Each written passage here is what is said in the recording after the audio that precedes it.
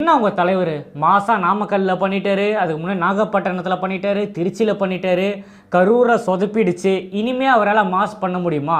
இவ்வளோ விஷயங்கள் நடந்துச்சு, இனிமேல் உங்கள் சுற்றுப்பயணம் இருக்குமா அப்படிலாம் நிறைய கேள்விகள் இருந்தது.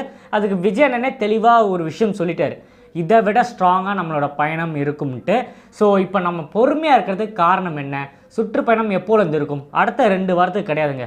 அது ஆல்மோஸ்ட் கன்ஃபார்ம் பண்ண மாதிரி தான். இந்த சாட்டர்டேவும் கிடையாது, அதுக்கு அடுத்த சாட்டர்டேவும் கிடையாது. இனிமேல் ஒஃபிஷியலாக எப்போ இருக்குன்றது தலைமை சைட்லேருந்து அனௌன்ஸ் பண்ணுறேன்னு சொல்லியிருக்காங்க. அது மட்டும் இல்லாமல் பார்த்தீங்கன்னா, இனிமேல் தமிழக வெற்றி கழகத்தோட நிகழ்ச்சிகள் எதுவுமே பண்ணக்கூடாதுன்னு சொல்லியிருக்காங்க. அந்தந்த மாவட்டத்தில் சின்ன சின்ன விஷயங்கள்லாம் பண்ணுவாங்களே, அதெல்லாம் நிறுத்தி வைக்க சொல்லியிருக்காங்க. காரணம் என்னென்னு பார்த்தீங்கன்னா, ஒஃபிஷியலாக பார்த்தீங்கன்னா கோர்ட்டு சைட்லேருந்து நமக்கு ஒரு ஆர்டர் வர வேண்டியது இருக்குது. அது ஃப்ரைடே வரும் தான் எல்லாருக்குமே சொல்லியிருக்காங்க. ஃப்ரைடே என்ன தீர்ப்பு வருது, இந்த கேஸு சிபிஐக்கு போதா, இல்லை அவங்க தரப்புலேருந்து என்ன சொல்ல போகிறாங்க, ஸோ நம்மக்கிட்ட இருக்கிற விஷயங்கள்லாம் நம்ம பேசியிருக்கோம். ஸோ அங்கேருந்து வந்த அப்புறம் மட்டும்தான் நம்ம ஒஃபிஷியலான விஷயங்கள் எல்லாமே சொல்ல முடியும்.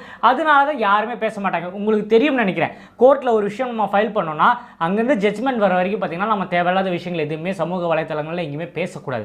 அதுதான் நியாயம். முக்கியமாக போஸ்டிங்கில் இருக்கவங்கலாம் பார்த்தீங்கன்னா எதுவுமே பேசக்கூடாது. அதுதான் எல்லாருமே அமைதியாக இருக்காங்க. எல்லாருமே கேட்குறாங்க, உங்களோட பேச்சாளர்கள் இருக்காங்களே, எங்கே லயலாமணி எங்கே போயிட்டாரு, எங்கே ராஜ்மோகன் எங்கே போயிட்டாங்க, இத்தனை பேர் ரமேஷ்லாம் எங்கன்னு எல்லாருமே கேட்குறீங்களே.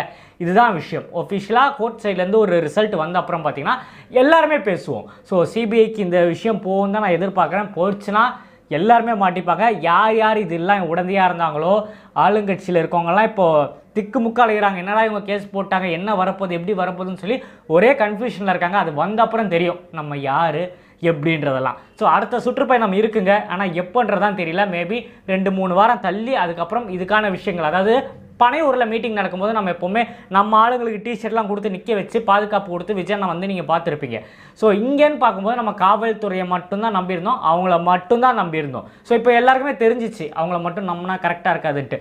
ரீசெண்டாக எடப்பாடி பழனிசாமி கூட சொல்லியிருந்தார் அவரோட மீட்டிங்கில், அதிசயமாக இருக்கடா, சுற்றி போலீஸாக இருக்கீங்க, இதுக்கு முன்னாடி நான் இந்த மாதிரி போலீஸே பார்த்ததில்ல.